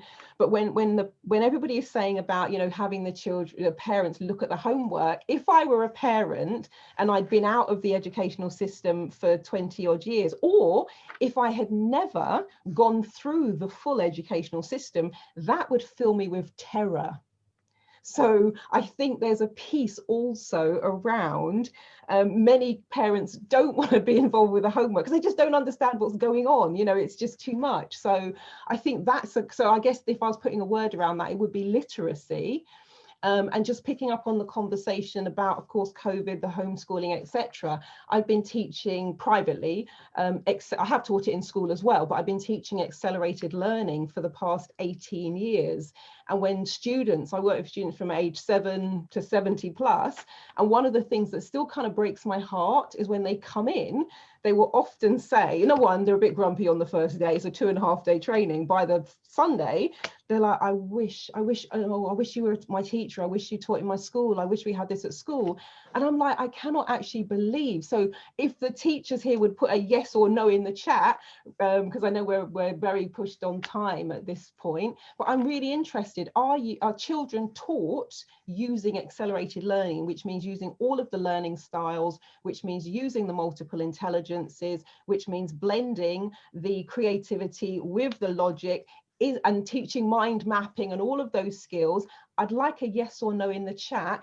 Is that now a regular part of teaching style, and are teachers equipped to teach in that way? Because if they're not, we are absolutely missing a trick. And this goes beyond just Black History Month. This is across the board with all children, because I've had children with dyslexia, dyspraxia, you name it, ADD, boom, boom, boom. Their parents can't believe it's the same child by the Sunday, because they're like, I've never seen them do that. They've never been able to do that.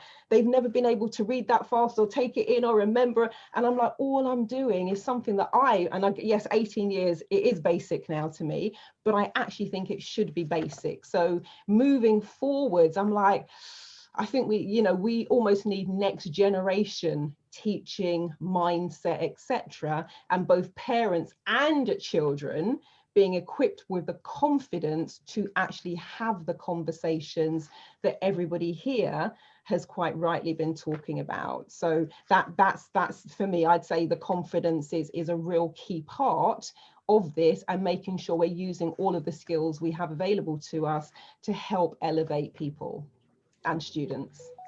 Thank you very much for that, Marilyn. What I would say is that I think the big point for me coming out of the conversation today is probably about can we do anything to support parents? And I am going to see whether or not we can put something out there to see if we can get some parents together to look at how we might do that. I'm slightly tentative in saying this is that this is not something that is new to us, but actually it has been very challenging trying to get parents to see the value of coming together to support each other. So for those of you who have the skills and the knowledge as to how we can do this successfully, please get in touch, because actually this is not a new phenomenon. It's been around for a while. For example, when we did supplementary school, we found that often parents would just come and drop the children off and didn't even want to have a conversation. And you'd call a meeting to bring them together and there's no one there. We really do need to find a way of breaking that down, because that is always my view, that if we can bring them together, they would recognize the value of it. But actually we have to get them together in the first place. So really keen to hear about any thoughts as to how we might do that successfully. So I'd like to try and take that forward. I think we've got some food for thoughts coming out of a session here. A big part of it, of course, is around parents. I started with the idea of a triangle where I saw the parents, the pupil, and the teacher. I then recognize that there's not a bit to it, which is the community. So in fact, there's no longer a triangle. And what we have got to do is try and pull all this together to support our children's development. I think that's what's come out of this tonight. So I really want to thank our four main contributors, in this case, Rhoda, who is no longer with us, I don't think, Nicole, Yvonne and Noah. Thank you all very much. I hope that actually we can continue to engage with you, because actually the knowledge and the skills that you've all shared tonight would be really helpful in the world of Zoom and technology. People are never far away. I really want to try and build on the momentum that we've got here, because what we do want to see, as I said earlier on, moving forward, is we're looking at Black history, we're making Black history, and we're making it every day, every week, every month, not just in October. So we need to look at how we can get together consistently to strategize. And we've recognized for some time, and I think Raymond has brought this up, he was with us last night, brought this up again tonight, about actually being involved in the decision-making structures. I'm not going to disabuse you in any way of that idea. It really is central. Marilyn is sitting here with us, and one of the things she's doing is actually stepping into the political arena. And we've got to give her every encouragement, because we need more people to do just that, because we have to be represented. I'm a magistrate. We need more people to be in those places. I'll give you a quick example. When they had the Tottenham riots a few years ago, I sit at Highbury Corner Magistrate Court, and there was a bail hearing. And there were 3 young Black guys who came up for bail, who had no criminal record whatsoever. And we had some guidance that said, oh, if people have been arrested in relation to the riots, then they're not granted bail. And actually, as one Black member of that bench, I had to say, well, look, no matter what that guidance says, we have a bigger guidance that says that we must consider the conditions on which you can grant people bail. And I insisted, I was one with 2 on the other side. I said, no, we can't be doing this. I need to get, if necessary, the advice of the legal advisor. And in the end, those 3 young men were granted bail. I don't know whether they were found in the criminal court, but actually I'm convinced, had I not been there and stood my ground and saying, look, we've got to follow the guidelines, not because you got 3 Black young people in front of you, you're going to presume that they're guilty. That's not the way it works.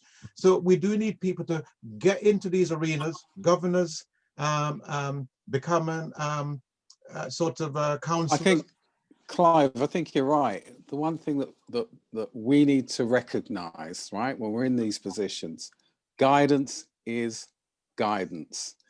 It's not prescription, it's guidance. Indeed. And if you see something that is totally wrong, ignore the guidance and follow the position that you believe to be right. And that's what we need to do.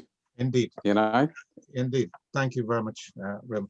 So what I want to thank all of you, though, who have joined us tonight. As I say, we're on a journey.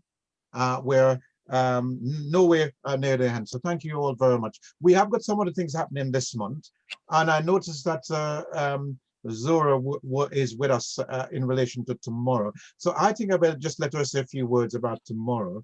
And then I'll say some quick words about the rest of the occasion, because I know we're coming up nearly 2 hours. So Zora, do you want to say a few words around tomorrow to get all these people there who are here today, even the young ones? Yeah, thanks very much for springing that on me, Clive.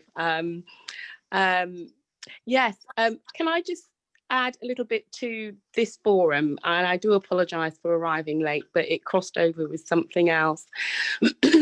And I want to pick up on what Marilyn has said and what Raymond has said. I myself have been a school governor for a short period of time, and I do believe in the importance of being at the table in schools to be able to influence the level of decision making that happens in our children's schools, because I think we can add a lot of value in terms of our occupational experience as well as our personal experience in what we bring to the table in schools. The other thing that Marilyn brought up was confidence, and I can remember my son not doing very well in his mocks, and he was a child who went to Parmeters, and I did take the headmaster to account and asked him why did he feel that my son was on a par to not achieve any GCSEs, and he couldn't give me any reason. The reason being that my son had special needs, as in he was super bright rather than not needing encouragement. And so he was at that end of the spectrum. So I couldn't understand why he was on a par not to achieve any GCSEs. So I asked him to ask all the teachers who was teaching my son to provide a mini report over a short period of time, and to give me an action plan of how they were going to turn things around in the short period of time that they had left in the academic year. He was very resistant and felt that I was being a little bit challenging. And as a parent, he felt that I didn't have a right to ask for something that was so specific, as he had nearly 1,000 children and I was only one parent. Well, to be honest with you, I didn't really give a damn about the other children. I really cared about my son. And I said, I agreed with him to meet me within a week's time of the date of that meeting with the actions that all of my son's teachers were going, who were teaching him at the time. He came back with an action plan, and I held the teachers to account to ensure that he did achieve all the GCSEs that he was on a par to achieve, and the outcome was that he got them. It did mean that I had to have very strong words with my son to sit and be disciplined in order to do the outcome. But in terms of the confidence, I would encourage any parent who's concerned about their children to take the matters in their hand, to make arrange a meeting with the head, and to make sure that where they see the gaps in their children's knowledge, that is meant, that those needs are met. So thank you for giving me the opportunity to say about that. Tomorrow afternoon from 5 o'clock onwards, we're going to have a short spell where I'm going to chair a meeting on the menopause. That wonderful word, the M word. For some women, it's a dirty word. For some of us, it's a time to celebrate, because it's a period in our lives where we can really turn things around to work in our favour. I think we become quite fearless when we become 50. The F word, or it goes in synchronizes with the period of the menopause where women go through a second spring. So yes, I would invite you all to come along tomorrow. The menopause and the symptoms is everyone's business. Women are the ones who obviously experience the symptoms, but the ramifications in the way that they deal with the symptoms affects their children, their partners, their lovers, etc., etc., etc. So I would encourage you to come along tomorrow afternoon and let's have an open debate. My background is as a health and wellness coach. I'm in adult education, and hopefully on the call I'll be able to make some suggestions as to how some symptoms can be alleviated and what we as women can do collectively to overcome the M word, or the M period. Thank you, Zora. I should say though that for some of the young ones, you won't be telling them how they might alleviate those symptoms, but the symptoms that they might expect in the future. Well, thinking about people like Simone, like Nicole, sorry.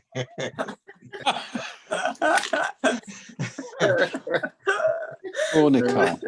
So, sorry, I just wanted to, so Daniel, you had your hand up. Did you want to say something? Daniel? You're muted if you did. No, I said it already. I said it All already. right, okay, so it's hold on. So let me just tell you what else is going to be happening. So you read about tomorrow, and for tomorrow, 5 o'clock onwards. Yeah, it's for aimed at everyone.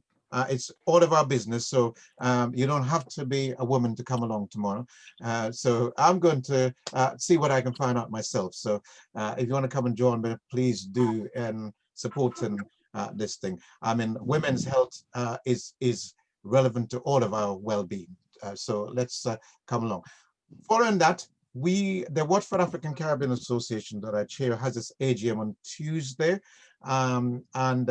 If you'd like to be invited to that, it's a fairly formal affair, just going through our business and so on. But we do have a keynote speaker, one speaker, who is Professor Jim McManus, who is the Director of Public Health for Hertfordshire. And he's going to be joining us to tell us something about COVID and its adverse impact on our community, as he's been speaking to us then. So that's on Tuesday. And then on Thursday, we have a session. And some of the young people who are with us might want to join us, because we want to look at Black Lives Matter and young people. That's going to be the focus for that session. So Nicole and Daniel, judging by the pictures I see, you're certainly looking a lot younger than most of the rest of us. So it'd be great if you wanted to join us for that conversation. Speak for yourself. Speak for yourself. Speak for yourself. Thank you, Marilyn.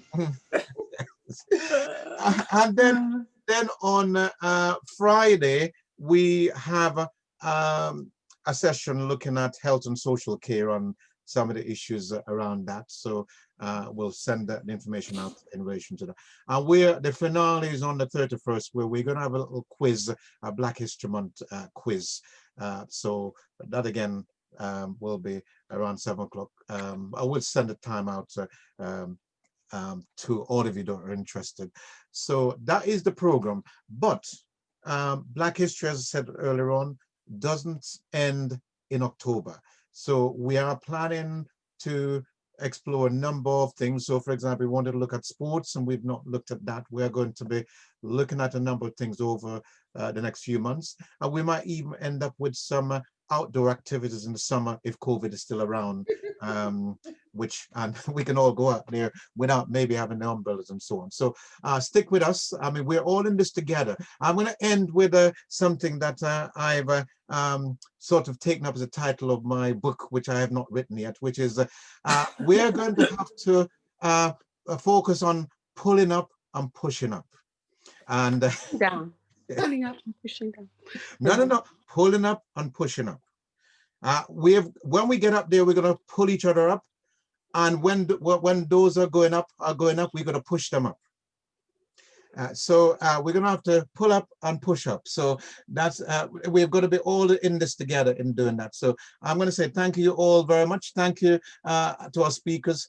Thank you, Marilyn, and we look forward to seeing you tomorrow. I don't want to say that your quizmaster Joe Innes is here. I know he was here and then he had to pop out, but he's popped back. So hey, Joe. Oh. And Joe has just put the link to the Black History Month website into the chat as well. But Joe, do you want any clues on the quiz, or is it just we'll just wait until Saturday? Probably wait till Saturday. We've got lots of. We've got some of the questions sorted, and we're currently developing the others. It should be good fun. So that we're trying to design it in a way where it'll be things like multiple choice and kind of like game show type questions. So it shouldn't be too difficult or challenging. People should be able to enjoy it, and you should be able to give it a go, even if you don't know, even if it's very technical. It should be fun for everyone. Indeed. So thank you, Joe, and it's good to see you tonight. Hello. And we look forward to seeing you all for the other events that we're doing. We're all in this together. So thank you very much and have a good evening. Yeah. Thank you very much, Clive. Thank you, everyone. Bye. Thank you. Marilyn. I heard my name, yes. Yeah, hi, it's me, Zora. Can you hear me? Of course I can hear you. Your voice is so distinctive. I could hear that in 100 years and go, that's Zora. That's not good. It's a good thing. I've got your email address, haven't I? So You I've have. received a couple of emails, so I'll be pinging you an email across later on tonight, and look out for it. And I hope to catch up with you tomorrow sometime. Yeah. Yeah. All right. Thanks. Wonderful. And Clive, remember to stop the recording as well and the streaming. Oh yes.